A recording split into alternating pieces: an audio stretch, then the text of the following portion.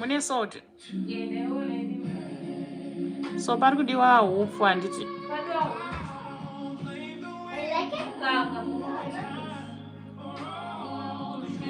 Komba nipana pashero. Wadi kunyora pasi ndakutoenda izvezvi. Hello guys. Tasvika kushoot. Unonyora mubhuku rangu rescript.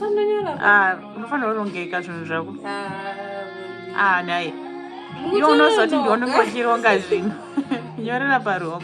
Send a message. Ndina message. Yombomoresa vanhu. Mavaona here maini ndori.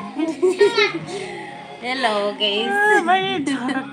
Ndukutukwa panapa. Maini ndori. Maini ndori havana kurongeka. Nai. Tinotenga chikafu panapa vasi kuda kunyora. Vari kurinye mabhuku ravo zvenyu. What are you doing there?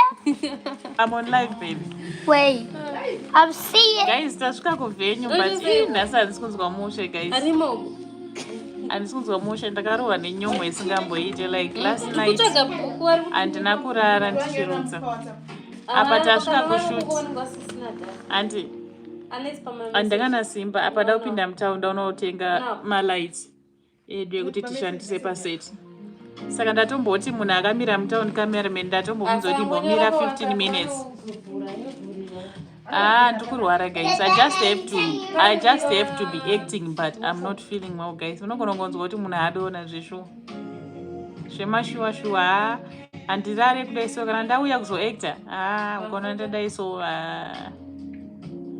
Mawan guys.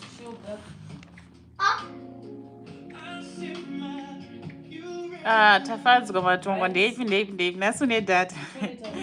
V Freedom. Hi, how are you? Rukudzo zviri sei shaz. Hi Misho and mine ndori bo zviri sei. So guys, I will catch up in a bit. Let me go kutown kwandoda kumhanyira then ndozouya ndichita live ndine crew handitya guys. So catch you in a bit. Love you guys.